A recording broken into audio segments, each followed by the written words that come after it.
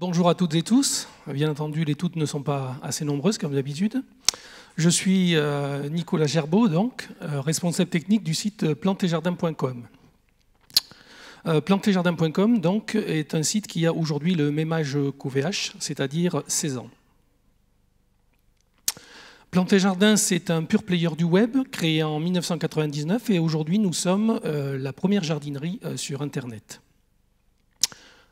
En 2012, nous avons été rachetés par la société Gamever, qui, elle, est leader de la jardinerie en France, tout simplement, forte de 1000 magasins et environ 6,5 millions de clients. Gamever est également membre d'un groupe plus important, ce que l'on appelle l'Union InVivo, qui est le premier groupe coopératif agricole en France. Aujourd'hui, la société Plantetjardin n'existe plus. Nous sommes devenus la e-boutique de Gamever.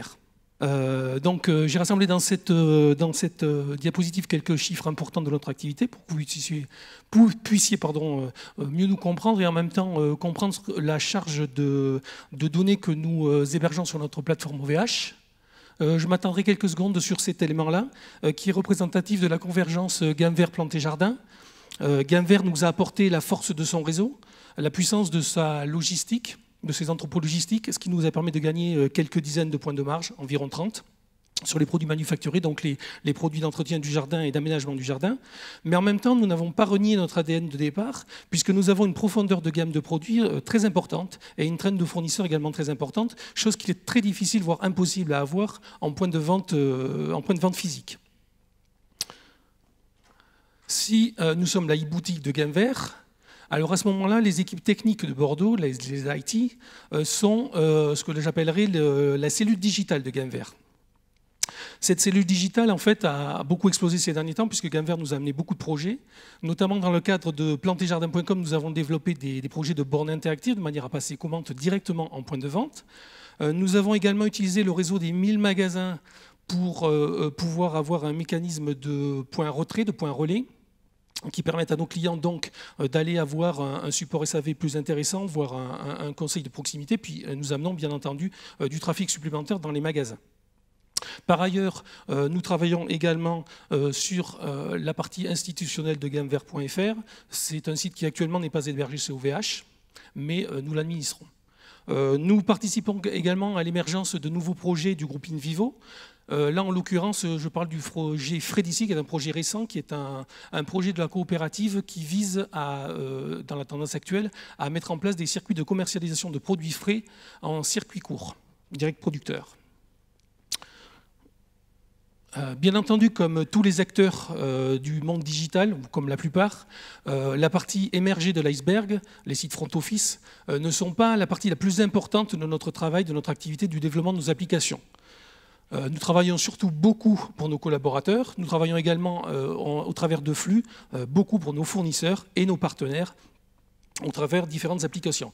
Et à ce titre-là, justement, en 2013, nous avons été confrontés à une problématique. Nous étions une PME, nous sommes une PME, nous sommes toujours une petite équipe extrêmement réactive, et l'hébergeur du moment ne correspondait plus à nos attentes. En effet, nous avions en fait des lourdeurs de prise de décision. Chaque fois qu'il y avait besoin de rajouter des ressources hardware, eh bien, l'hébergeur en question nous faisait faire des devis, des validations hiérarchiques et ensuite des processus d'installation relativement lourds. Et nos projets, la plupart du temps, se trouvaient repoussés au calendrier grec. Nous avons donc décidé de changer d'hébergeur et nous avons prospecté le marché français à la recherche de cette fameuse poule aux œufs d'or. Notre cahier des charges, dans notre tête en tout cas, était relativement clair. Il nous fallait un hébergeur qui reproduise peu ou prou ce que nous avions déjà, c'est-à-dire de l'infogérance totale pour la partie matérielle. Ce n'est pas du tout notre métier, on n'a pas la taille d'équipe pour gérer ça, et donc en fait on va pouvoir dormir sur nos deux oreilles toutes les nuits. Et en même temps, nous voulions reproduire notre architecture initiale, notamment les mécaniques réseau, la sécurité que nous avions pu avoir, éventuellement, cerise sur le gâteau, pouvoir migrer nos architectures hardware le plus simplement possible, et bien évidemment à la recherche de la flexibilité, et comme ça a été dit précédemment, avec une baisse de coût substantielle si possible. Eh bien, cette poule aux œufs d'or, il semble que nous l'ayons trouvée. Elle s'appelle donc le cloud dédié chez OVH. Et en anglais, dans le texte, ça se dit Dedicated Cloud, il paraît, mais que j'ai des difficultés à le prononcer. Donc le Dedicated en Cloud en question chez nous, bien, comme vous pouvez le voir, c'est composé donc, de l'architecture VMware. Nous avons réservé 5 hosts physiques sur lesquels tournent environ 40 à 50 machines virtuelles. Ici, je ne représente que la partie infrastructure du site Planté-Jardin. Nous sommes un site de e-commerce assez classique, bâti en structure entière, pour ceux qui connaissent. Nous avons donc des serveurs, des serveurs frontaux, des serveurs de middleware applicatifs, tout ça orchestré par des serveurs de reverse proxy qui permettent de faire du load balancing et éventuellement de la répartition de charge, de la haute disponibilité si nécessaire. Tout ça protégé par un mécanisme de pare-feu. Chose assez amusante, ce matin, avant de venir ici, j'ai regardé par curiosité notre pare-feu et il se trouve qu'il a actuellement un peu plus de 900 jours d'uptime, de disponibilité, ce qui signifie tout simplement que puisque nous avons acquis cette plateforme en 2013, eh bien tout simplement, nous n'avons pas eu un seul jour de rupture de faisceau depuis le lancement de l'application. Donc, a priori, c'est une très bonne solution. La suite, donc, c'est effectivement comme on est d'architecture en 3 tiers. Le 3e tiers, c'est la sauvegarde de base de données, les serveurs de mémoire, même cache. Ensuite, évidemment, un écosystème de serveurs pour héberger nos fichiers médias, les notices à destination des clients. Bien évidemment, nous faisons du jardinage, donc nous distribuons des notices d'utilisation des différents appareils. En dessous, la partie immergée de l'iceberg, je ne vais pas me tromper, que nous avons évoqué tout à l'heure, et donc qui permet donc à toutes nos équipes techniques de travailler très confortablement avec nous. Également des serveurs de support pour tout ce qui est sauvegarde, ce sont des NAS, des serveurs de job, de tâches nocturnes, et tout est quanté. Évidemment, puisque j'ai annoncé 40 à 50 VM, avec ce simple stock-là de machines, on ne va pas très loin. Donc évidemment, dans l'environnement, nous avons, j'avance trop vite, dans l'environnement également, nous avons tous nos environnements de recettes et de production, puis les fameux projets émergents dont je parlais tout à l'heure, qui également consomment de plus en plus de machines. Donc c'est amené à croître, certainement plus de hosts et plus de machines virtuelles, certainement dans les mois et années à venir.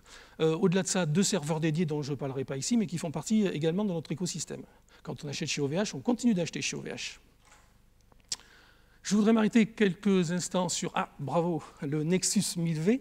Donc en fait, c'est une option du Dedicated Cloud, j'ai vu pas y arriver, qui nous a permis donc de sélectionner tout particulièrement l'offre de VH. Ce que je disais tout à l'heure, c'est quand en fait, nous avons étudié tous les hébergeurs sur le marché.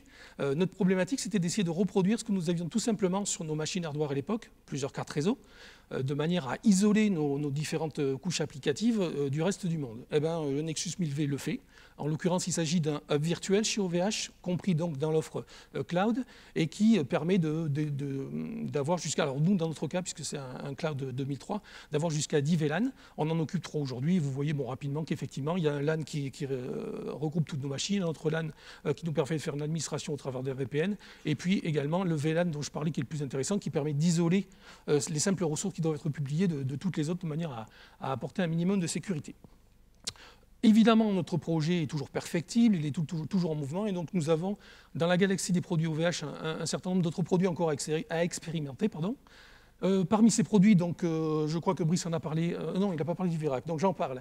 Donc on a donc le Verac, qui serait donc a priori une baie virtuelle qui viendra en complément de notre réseau virtuel du Nexus 1000V. La baie virtuelle nous permettrait d'agréger beaucoup d'autres ressources, à commencer par les 2 serveurs qui étaient un petit peu isolés dans leur coin dans la slide précédente, à les ramener dans l'écosystème. Autre élément important, nous souhaiterions utiliser le Vim Backup de manière à professionnaliser nos sauvegardes, passer du mode artisanal à quelque chose d'un peu plus correct, visant la sauvegarde de nos machines virtuelles. Naturellement, le CDN, Content Delivery Network, je pourrais rester en anglais, qui nous permettrait donc d'améliorer encore la diffusion de nos médias au travers de la France, modestement, puis du monde ensuite, de la même façon qu'effectivement nous le faisons déjà en ayant amélioré notre méthode d'hébergement en utilisant Libcast comme partenaire pour toute la partie vidéo. Et puis enfin, j'allais dire presque un grand classique, le public cloud, parce qu'effectivement nous sommes donc à la base un commerce de jardinerie. Nous avons de gros pics de charges saisonniers, notamment au printemps. Si certains d'entre vous dans la région garnissent leur jardin à ce moment-là, eh bien on souhaiterait pouvoir effectivement faire appel à des ressources supplémentaires à ce moment-là, de manière à booster notre activité et puis tenir la charge de la meilleure des façons. Voilà, j'ai fait un bref tour de notre activité et puis de notre implantation chez OVH. Je vous remercie de votre attention.